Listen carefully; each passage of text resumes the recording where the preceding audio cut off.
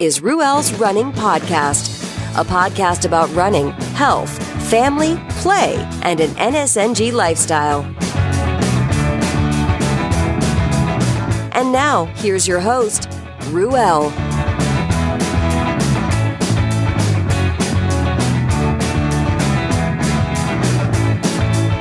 Excuse me as I rock on.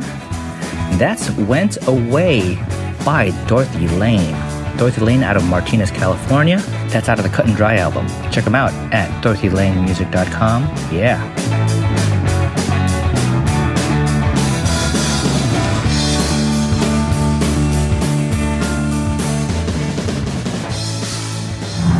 Hey everybody, welcome to the podcast. This is Ruel, and this is Ruel's Running. And I wanted to thank everybody for being a part of the show.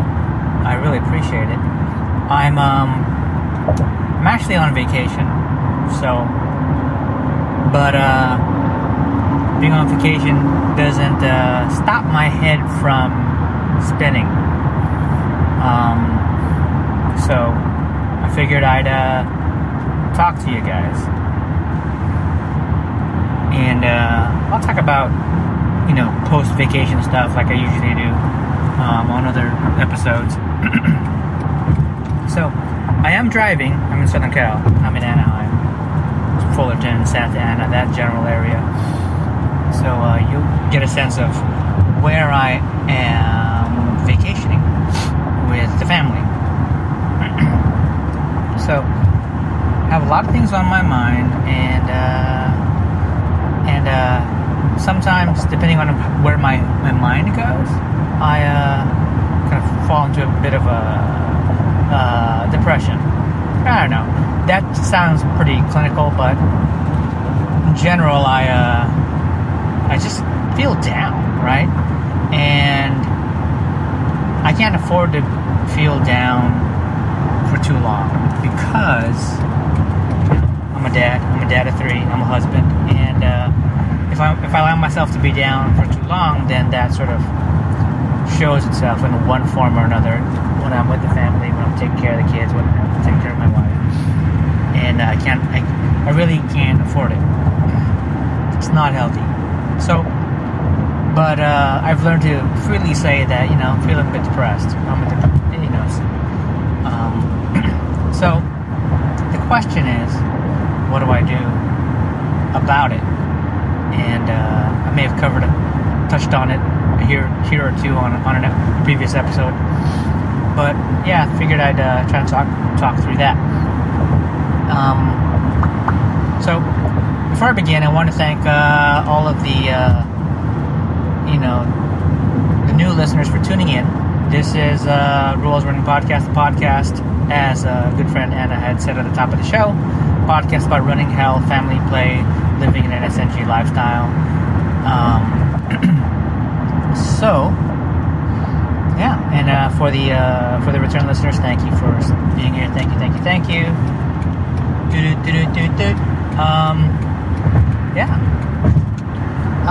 So, what is it for me to be feeling depressed, having a bit of depression?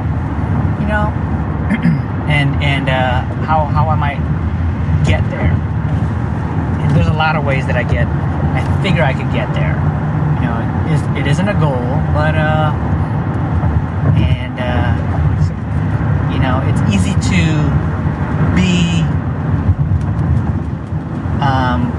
feeling great at like today, and then tomorrow, maybe a conversation or some news or something would come my way, and then next thing you know, like the following day, I'm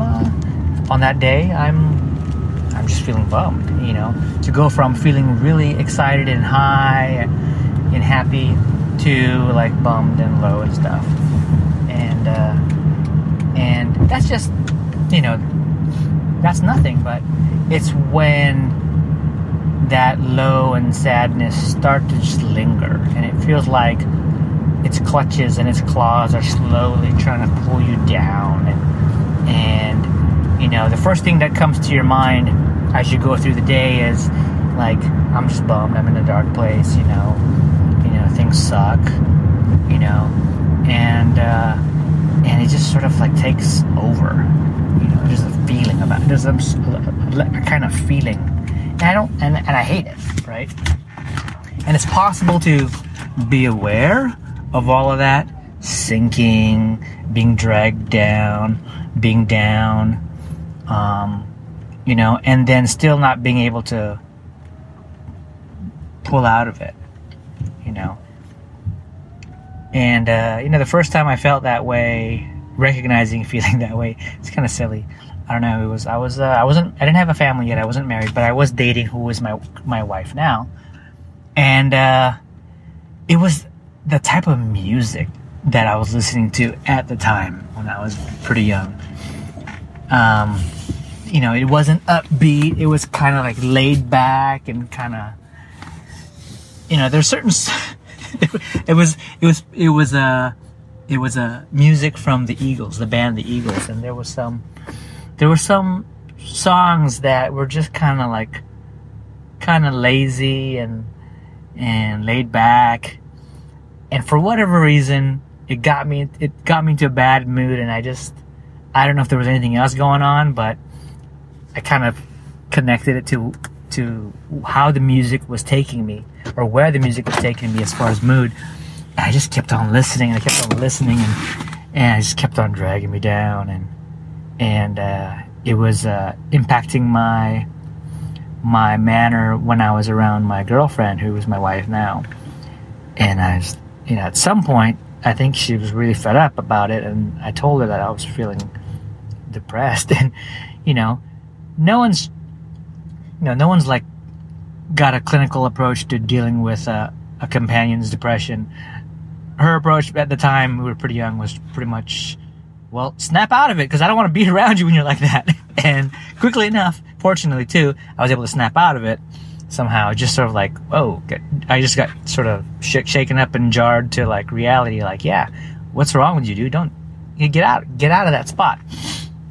But here I am, husband and a dad, and it's there's a lot of stuff going on. Taking care of the kids, taking care of 1 kid, 2 kid, 3 kid, taking care of household, and running around, and just dealing with the day-to-day type stuff. And if you're ever in a point where you're like, man, financially you wish that you were in a better spot, or hitting goals in life, family goals, personal goals, marital goals, and or maybe a loved one is kind of suffering through some hard times, or a good friend is suffering through some hard times. All of these things, right, just one way or another could impact mood. Not to mention if you're eating junk, and in addition to music and day-to-day life, I could eat some really crappy carb-rich stuff, and almost immediately after the meal start snapping at my kids.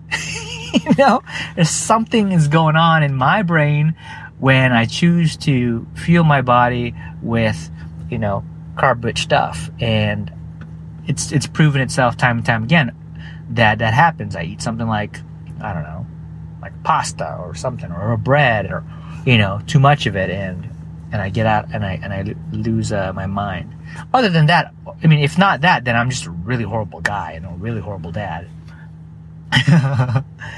But yeah, just it's just, life is so fast, and there's a lot of moving parts, and any combination or any one thing and level of bad fueling and lack of exercise can just kind of easily make me dip into a bad mental spot. Things that could help is taking better care of how I eat, taking better care of how I exercise. I mean, doing things like getting out on a trail and running midday. All those things help with my mental health, right? Feels good to get that fresh air, get that exercise, and be too busy to be depressed. I'm rarely out running, enjoying a run and being depressed at the same time. I may hit a low spot when I'm several hours out in the middle of a trail and dealing with the mechanics and any level of suffering. I may feel just the suffering, but it's not like the dark, sinking feeling of kind of depression, right? So now when you complete a workout, you actually have a level of endorphins kicking in to make you feel good. So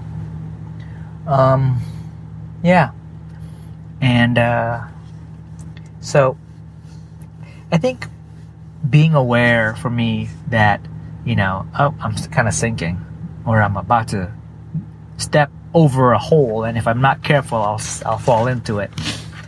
So other things that I do is I'll do exactly this. I'll talk to you guys on the podcast, and it helps, right? So you guys are wondering right now, so are you kind of feeling bummed and depressed right now? So, Ruel, is that why you've chosen to turn on the recorder while you're on vacation? No, I'm not. I don't know. Let me think about it. No, I'm not. But I'm aware that there are holes, there are pitfalls around me at this time that, I need to take care of myself and my mind and my thoughts and stuff and avoid it. So I do things, and so doing things like this, doing creative stuff, working on projects, working on other podcasts, working on design work, over at Abbott M Studios, it helps, right? Doing things with my wife for the bake shop and just trying to exercise my mind and get creative and try and create stuff and be and that kind of stuff, helps. Because if I can have something to do, and if I can finish it, if I can accomplish it, then that's another good feeling. And the more I can tack on a lot of those other good feelings, accomplishing projects and tasks and stuff, gets me further away from those holes and those dark spots. So, other things too are like, if I'm not podcasting solo like this, I'm podcasting with some friends. I'm podcasting with Lonnie. I'm talking to Tony, and we're podcasting, and we have, any one of these podcasts may have a guest or two, and it's nice, very nice. And then that always entails crafting the podcast and all of the design and web related activities around it. So it makes me feel good. Whether or not it gets me to a level of like glorious success in anything, it doesn't, right? Keeping myself busy just for busy's sake, can be healthy, and it can also not be healthy. So I just gotta be mindful of how I spend my time. So that's that. That's all I gotta say about that. I don't know about you guys, if you guys are the same way, but I do try to spend more time trying to take care of my mental health. And I do, on my day job, I work for a company where mental health, behavioral, all that emotional health, I don't know how you want to phrase it, but it's all important. It's all important. And the more I feel that we can be around folks who feel the same way and take care about that aspect of life and are sensitive. Not to say like, we got to be sensitive and we got to be wussies in life and stuff. No, because if you want me to, I'll kick you in the crotch, right?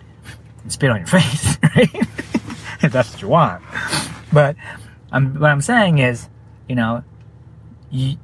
there's a way to be sensitive because, you know, the last thing anyone wants is to be in a really, really, really, really dark, depressed place and causing self-harm or harm to others, right? And we all can probably realize what it's like to be super stressful because of family or because of work. And if that level of stress isn't sort of helped one way or another, whether you meditate or exercise or, I don't know, do crocheting or Sudoku, I don't know, whatever floats your boat, or do like what I do. I'll also I'll drink coffee and exercise, and that's my thing. I mean, we got to take care of ourselves, and we got to take care of one another. And one way we can take care of one another is to just, you know, I'm going to use the word sensitive. Be sort of mindful that folks could be dealing with tough stuff, and you know, and take that into consideration as you help them or just spend time with them. And because it might be just you and your interaction with that other person that might just help get them away from falling into a hole, right? And I don't know about you, but that would be important for me to be redirected away from, you know, having a level of depression. And you know, grateful for my interactions with folks who help me steer away from that type of stuff. I mean, if you're someone who walks around in life who's happy-go-lucky, everything's perfect, you know, there's nothing wrong, you know, great, good for you. And I hope you use your great fortune and stuff to, you know, not just, you know, express that you're awesome, but to also help others, right? I mean, we're all part of this community, a part of this world, and you know, we're all connected more than we think we realize. Yeah. Anyways, that's all I gotta say about that. Thanks, guys, for listening, and I'll catch you in the next one. Bye. Thanks for listening to Ruel's Running Podcast with Ruel. If you like what you just heard, share it with your friends and your enemies. Also, be sure to check out the site over at ruelsrunning.com. This has been another Coffee with Heavy Cream production. Join us next time for another silly show of Ruel's Running Podcast.